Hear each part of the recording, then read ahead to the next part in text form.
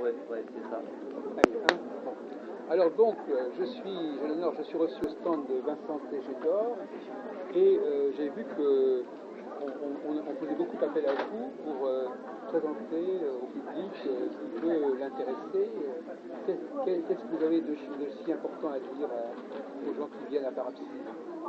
Eh bien, je suis porteur d'un projet que je mets en place depuis la naissance de ma fille, donc depuis 2008. J'ai appelé ça la science de l'inné.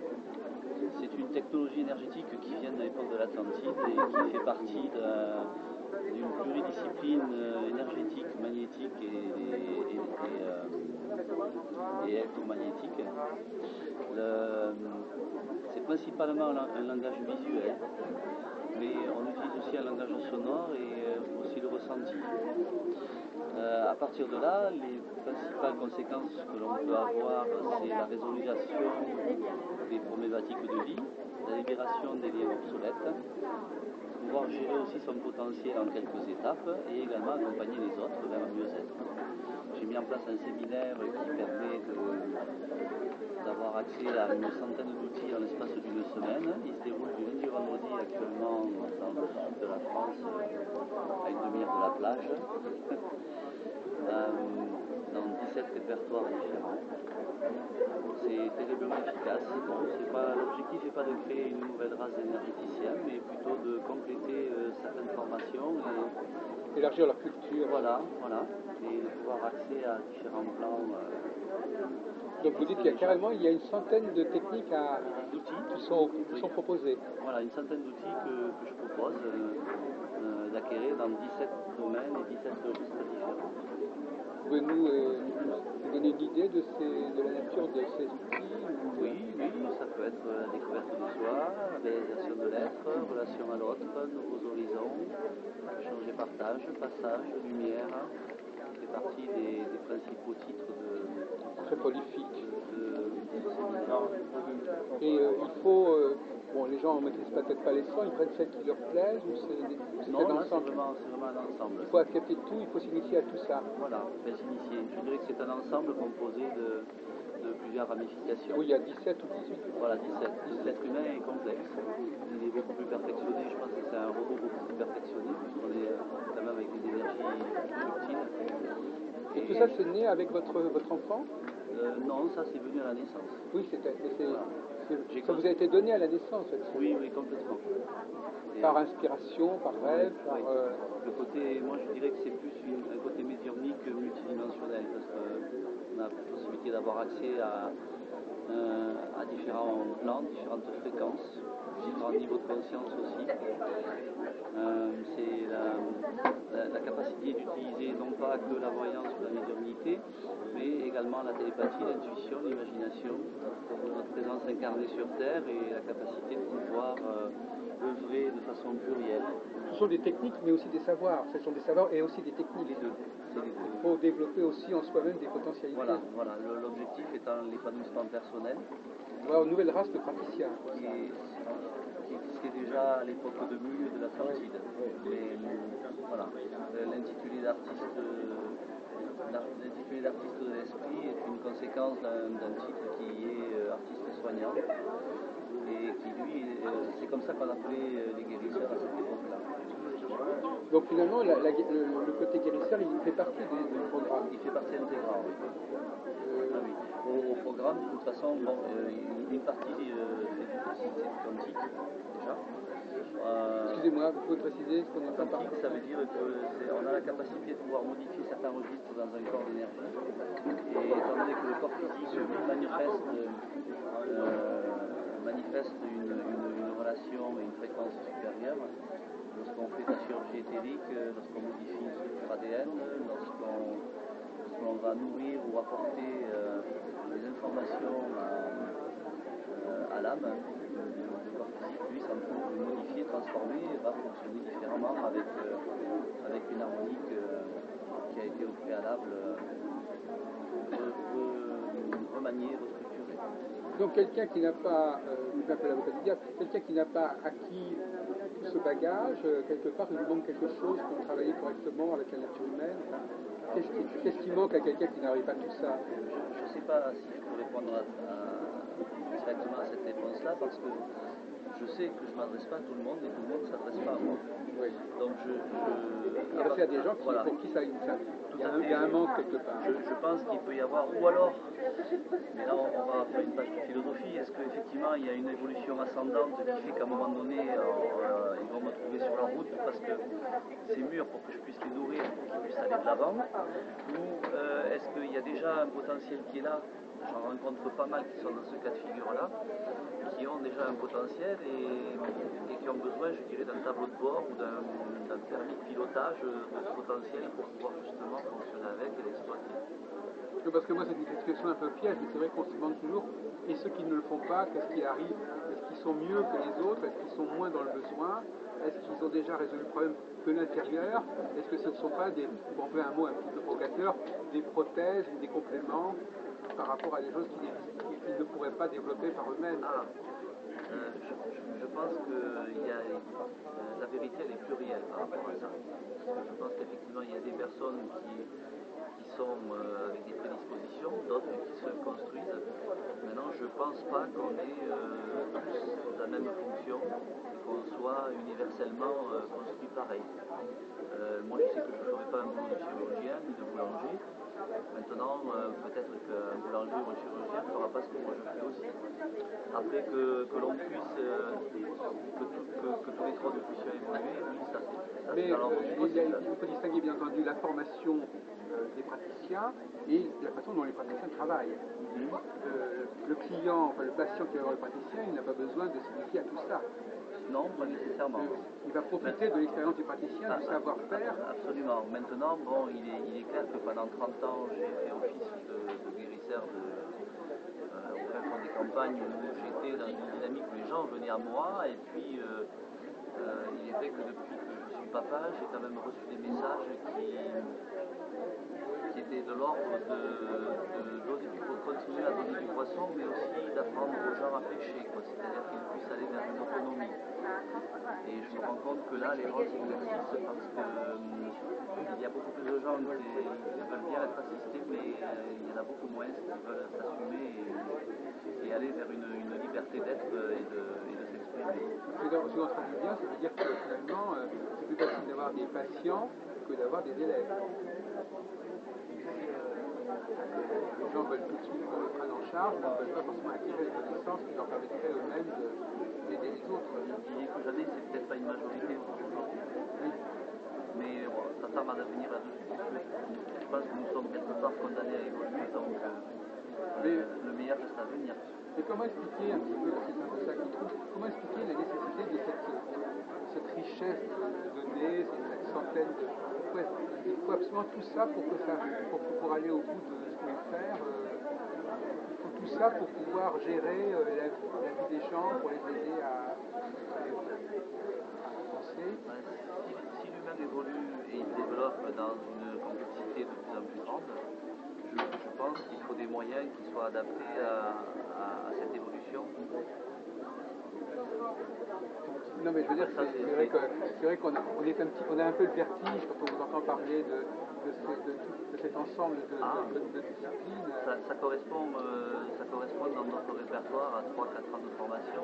Oui, on ne vous pas sans parole. S'il y a un détail près, c'est que comme ce que je transmets, c'est du vivant.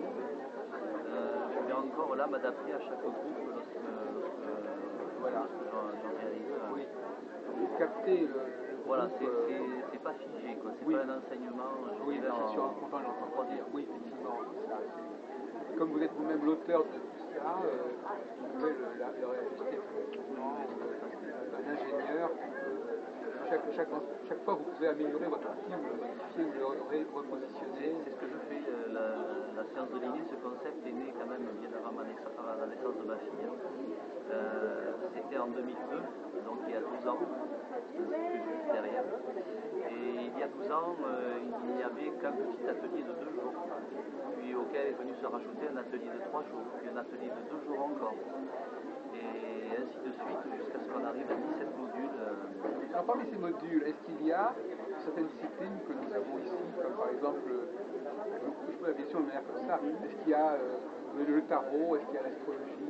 Non, il n'y a aucun support. Voilà, c'est ça. Là, nous fonctionnons absolument sans aucun support, pour la bonne et simple raison que nous n'avons pas les limites de la structure moléculaire d'un quelconque support. Et là où ça devient intéressant, c'est que de toute façon, lorsqu'on navigue dans certaines fréquences, ces fréquences-là ne supportent absolument pas des fréquences qui sont en dessous. Et on est tenu, je dirais, d'avoir un canal, une connexion, une autoroute qui soit avec des vibrations en correspondance. Je ne suis pas sûr de comprendre parfaitement ce que c'est votre propre langage. Je veux dire par exemple que l'astrologie n'a pas de place dans votre dispositif. Non.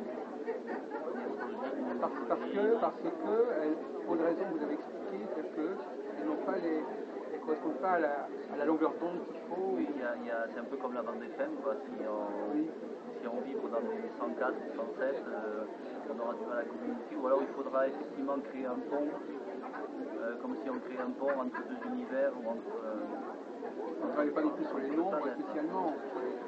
Les nombres peuvent être des chiffres, les nombres peuvent être des portes, au même titre que les mots ou les lettres, mais ce ne sont que des clés ou des portes.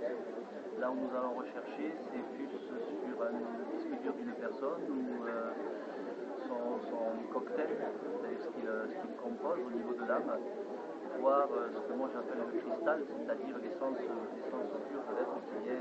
Donc c'est très individuel, à un certain stade, c'est très individuel comme approche. On étudie une personne en particulier, on a un bagage qui permet après de comprendre la personne qui se présente dans sa particularité, ou au contraire on est plutôt dans des catégories. Alors il y a une notion effectivement verticale, une notion multidimensionnelle, c'est-à-dire qu'on peut aborder un individu aussi bien au niveau de la génétique que de la culture, que de ce que moi j'appelle le collectif, c'est-à-dire la génétique ça va être la filiation, ce qui est hérité au niveau des parents. Le culturel, c'est je suis né dans tel pays, dans telle culture, etc. Le collectif, c'est un autre niveau de compréhension de l'évolution de cette personne par rapport à l'histoire de lui-même.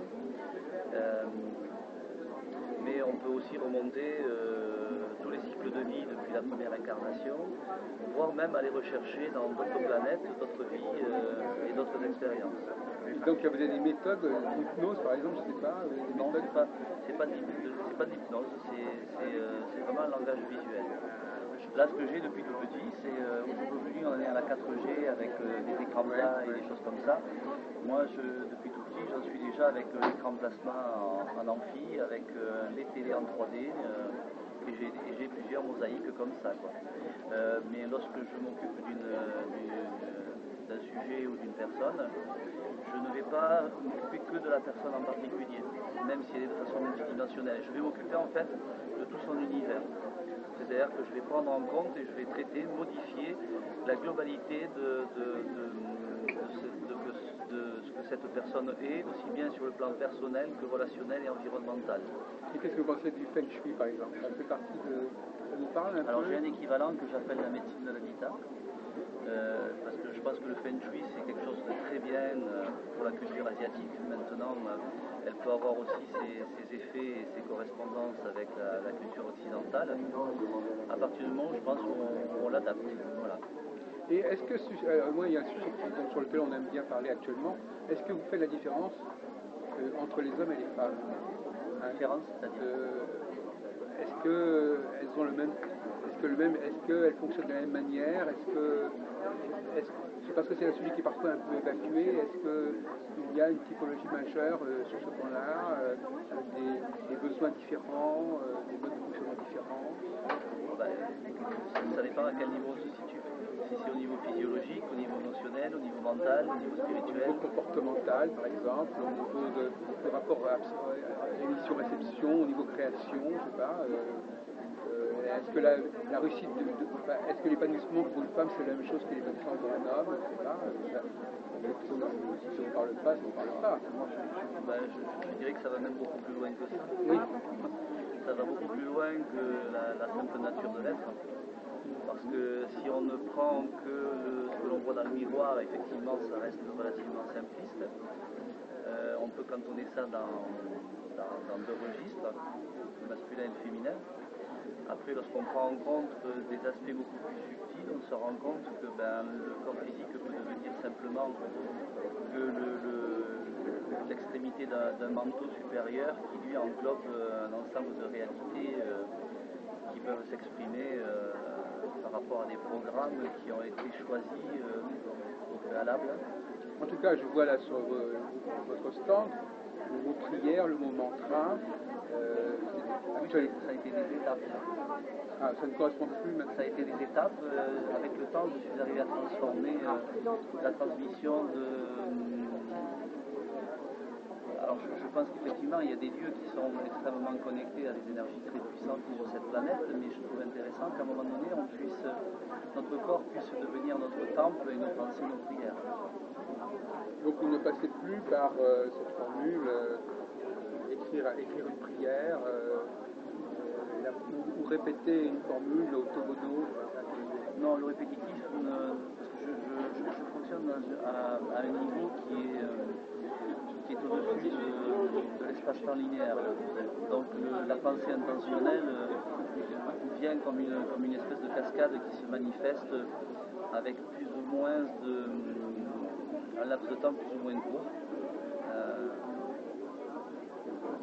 J'ai plus une vision shakespearienne que les choses sont ou ne sont pas. Voilà. Ouais, je comprends qu'effectivement, donc chaque conférence que vous avez donnée à Parapsy, comment vous avez réparti vos conférences, comment vous avez décidé que vous alliez parler de ceci ou cela? Très intuitivement. Mais de toute façon, sur chaque conférence, je dois avoir au moins entre 3 et 5 versions différentes qui tournent autour du même intitulé et que je vais expérimenter. Et bon, c'est vrai en fonction du moment présent, et puis il est vrai qu'en fonction du groupe et que des fois il y a des demandes, puisque